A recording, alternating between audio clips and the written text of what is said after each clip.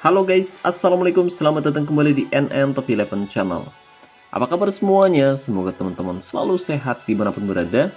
Hari ini saya akan menjawab beberapa komentar yang mungkin mewakili pertanyaan dari teman-teman semua. Salah satunya komentar dari Bang Muhammad Benyamin 961 yang bilang, bahas posisi-posisi penting untuk di Latmil Bang. Modal gratisan pasti mual bisa semua di Latmil Bang. Nah, katanya gitu guys. Kemudian ada juga komentar dari Bang Ed G Medok 1295 yang bilang, Bang lebih baik pakai booster di pelatih akademi remaja atau latihan militer. Yang mana Bang? Yang lebih baik agar booster hemat. Oke, dan yang terakhir komentar dari Bang Ed Generasi 90-an yang bilang, Bang bahas tentang gaya main Bang. Dan kita sebagai player gratisan, sampai level apa yang bisa kita capai di level gaya main Bang. Oke, jadi 3 komentar ini saling berkaitan ya guys ya. Untuk itu, buat teman-teman yang penasaran, yuk pastikan kamu simak baik-baik video ini sampai selesai agar teman-teman tidak gagal paham. Oh ya, tapi sebelum saya membahas lebih jauh, saya mau merekomendasikan terlebih dahulu pada teman-teman semua, khususnya untuk player Sultan, Raja Minyak, Bos Mengkreng, dan Juragan Bawang. Barangkali berencana top up untuk memperkuat timnya musim ini, saya rekomendasikan teman-teman top up di Instagramnya Kiano Official. Jadi namanya udah diganti. Dulu namanya Kiano Store ya guys ya. Sekarang ganti nama jadi Kiano Official. Jangan sampai nyasar guys. Dan pastikan kamu cek Instagramnya Kiano Official melalui link yang sudah saya sematkan pada deskripsi video ini guys. Soalnya kalau kamu cari sendiri takutnya nyasar malah ketemu akun Kiano Store palsu. Bahaya banget pak. Banyak banget yang bikin akun-akun kayak gitu guys. Jadi saya ingatkan lagi, pastikan kamu cek Instagramnya Kiano Official melalui link yang sudah saya sematkan pada deskripsi video ini. Oke guys, langsung saja mari kita jawab pertanyaan pertama. Tapi sebelum kita menjawab komentar dari Bang Muhammad, saya mau menjawab komentar dari Bang @gamendok dulu guys. Yang bilang, Bang lebih baik pakai booster di pelatih akademi remaja atau latihan militer? Yang mana Bang? Yang lebih baik agar booster hemat? Oke, saran saya lebih baik kamu melatih pemain secara militer. Alasannya kenapa Bang? Nah, kalau kita melatih pemain secara militer atau saya biasa menyebutnya melatih pemain secara individu, jadi kita bisa menentukan sendiri atribut kuncinya seperti apa guys. Sebenarnya di pelatih akademi juga bisa, tapi bedanya durasi waktunya itu lama banget. Mulai dari beberapa jam, kemudian beberapa hari, sampai belasan hari, puluhan hari guys. Jadi lama banget ya guys ya. Jadi saran saya lebih baik dilatih secara individu. Misalkan kamu melatih pemain di pelatih akademi, memang kita bisa menentukan sendiri untuk atribut kunci pemain yang akan kita latih. Tapi random guys. Random. Kita harus tentuin dulu nih. Misalkan kamu mau melatih serangan standar kali 82. Sebagai contoh guys ya, kita coba yang ini. Ini dia. Nah, kita perhatikan pemain ini hanya akan meningkat atributnya itu sekitar plus 9 hingga 13% untuk umpan, kemudian dribble plus 5 hingga 7%, untuk umpan silang plus 0 bahkan, kemudian untuk tembakan plus 10 hingga 16%, dan untuk penyelesaian plus 10 hingga 16%. Dan biayanya 500 token guys. 500 token bisa kita tuker jadi 500 booster kondisi. Kalau buat melatih Ragnar Oratmangun, ini kualitasnya cuma naik 3,4% doang pak. Tapi kalau di Latmil ini bisa full bintang 8. Jadi nggak recommended banget guys. Nggak recommend lah, nggak worth it. Lebih baik di Latmil ya guys ya. Udah mah durasinya lama, 2 hari pak. Nah misalkan teman-teman nggak paham cara melatih pemain secara individu atau secara militer, kebetulan banget saya juga buka jasa joki latihan militer. Dan buat teman-teman yang tertarik, nomornya sudah saya sematkan pada deskripsi. Oke, intinya lebih baik di Latmil ya guys ya. Soalnya kalau di Latmil kita bisa nentuin sendiri atribut kuncinya seperti apa sesuai dengan posisi, keahlian khusus, dan juga gaya mainnya agar hasilnya bisa lebih efektif atau jauh lebih efektif daripada pemain biasa. Nah, sebagai contoh ini Jans Raven ya guys ya. Kualitas keseluruhan cuma di angka 121%. Usianya 29 tahun, tapi dia bermain sangat produktif. Dimana kita perhatikan, dia sudah mengemas 545 gol di Liga. Kemudian 225 gol di Liga Elite dan 146 gol di Cup. Nah, untuk gaya mainnya yaitu target man, level master, kemudian untuk atribut, ini seperti yang kita bahas tadi bahwa kita bisa menentukan sendiri atribut kuncinya seperti apa. Nah, kalau target man, saya biasanya akan melatih atribut kuncinya itu tembakan dan juga penyelesaian, didukung oleh kekuatan dan juga penempatan posisi. Misalkan posturnya tinggi, saya biasanya akan meningkatkan juga atribut sundulannya guys. Tapi karena posturnya ini lumayan nggak terlalu tinggi juga sih, tinggi tapi nggak banget gitu. Biasanya kan kalau pemain depan itu saya lebih suka yang tinggi badannya itu sekitar 190-an ya guys ya. Tapi ini di bawah 190, jadi saya lebih fokus ke atribut dribble guys. Lebih fokus ke atribut dribble. Ya pokoknya intinya seperti itulah. Dan untuk melatih striker sebelumnya udah pernah saya bahas dan kamu bisa coba cek videonya di channel saya guys. Jadi intinya lebih baik di latmil. Kemudian pertanyaan kedua dari Bang Generasi 90 yang bilang, "Bang, bahas tentang gaya main, Bang. Dan kita sebagai player gratisan sampai level apa yang bisa kita capai di level gaya main, Bang?" Oke, jadi buat player gratisan seperti saya, kebetulan saya juga player gratisan. Nah, kalau saya biasanya hanya akan meningkatkan level gaya main khusus untuk pemain andalan saya, guys. Jadi buat pemain-pemain yang tidak termasuk pemain andalan, itu nggak bakal saya tingkatin levelnya. Kalau dibuka sih iya, tapi kalau ditingkatin lagi enggak. Nah, sebagai contoh si Aris Sineri.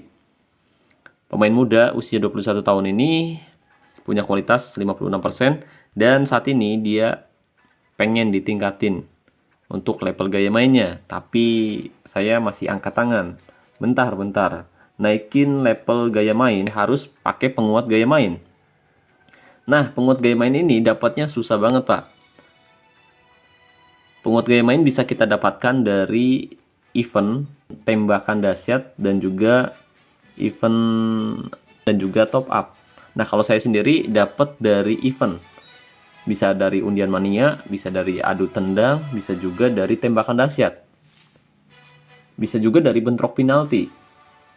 Tapi kebanyakan sih dari tembakan dahsyat. Kebetulan tangan saya suka hoki kalau main tembakan dahsyat, guys. Jadi sudah ada 104 penguat gaya main.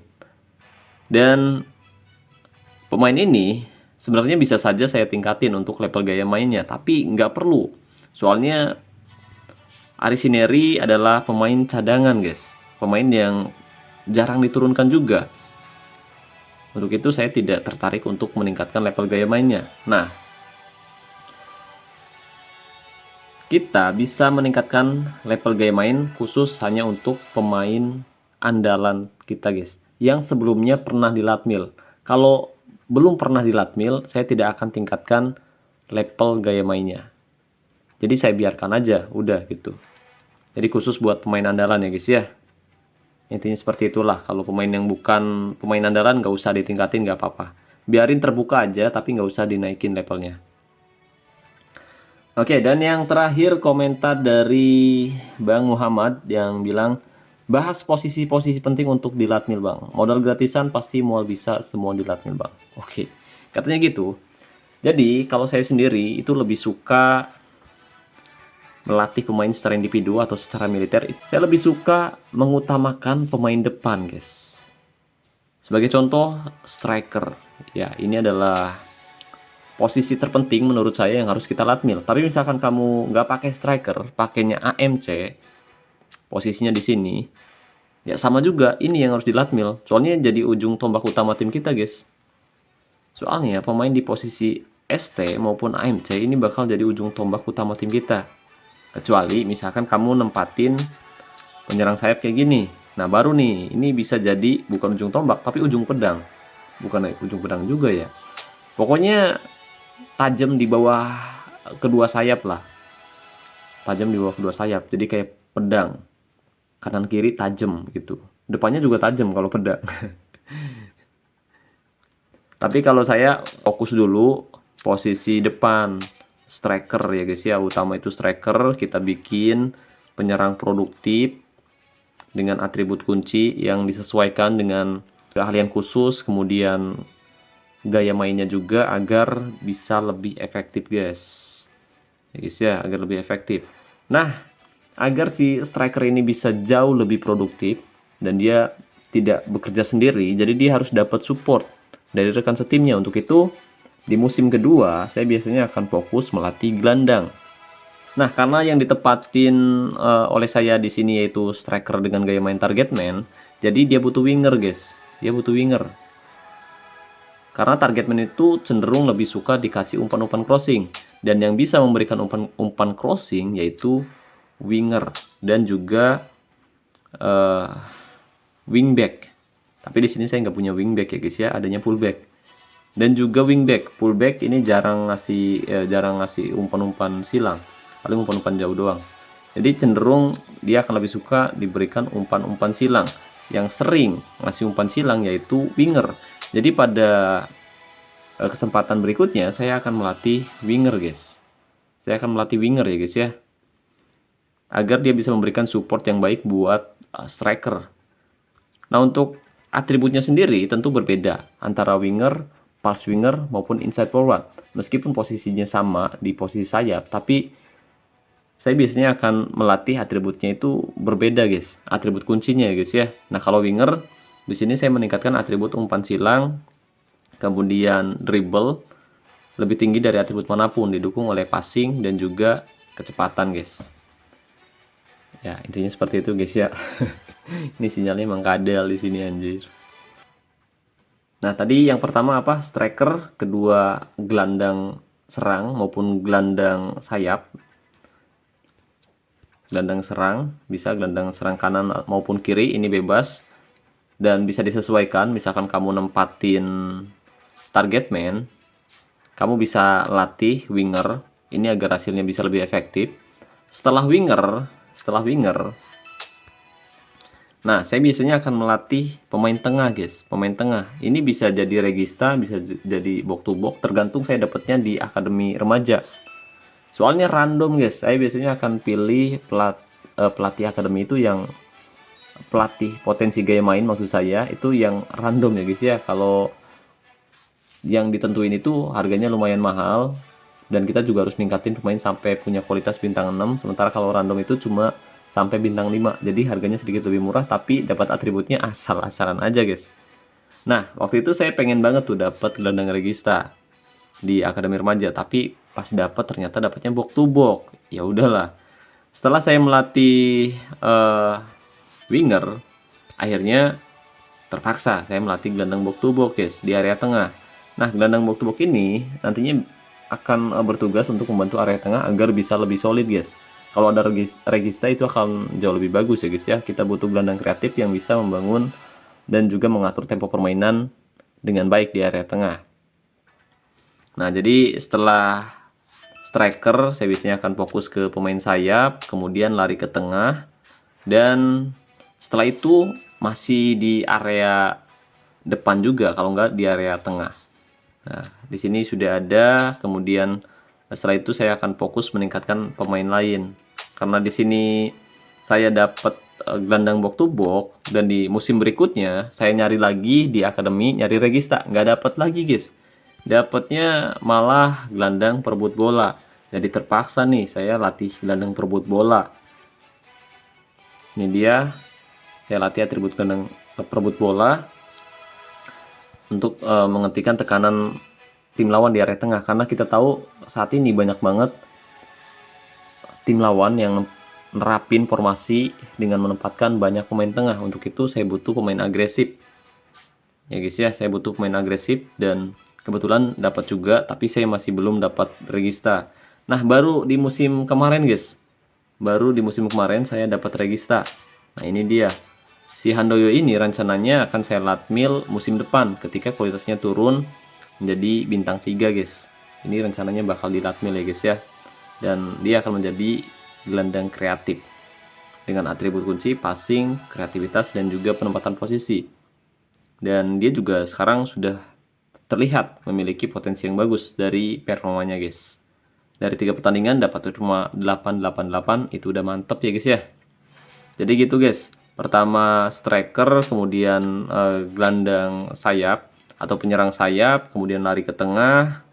Di sini bebas, mau Mezzala, mau box to box ataupun mau Regista bebas, atau misalkan mau lari ke DMC juga nggak apa-apa gitu guys. Back itu terakhir ketika saya sudah punya penyerang yang dilatmil, kemudian gelandang serang yang dilatmil, pemain tengah yang dilatmil, kiper sudah dilatmil, nah baru ke back. Buat ngelengkapin baru ke back. Itu pun nggak semua back, cuma satu back tengah doang. Sisanya pakai pemain biasa gitu guys. Pakai pemain negatif dari lelang biasanya. Sisanya dari lelang. Kalau nggak dari lelang ya dari event gitu guys.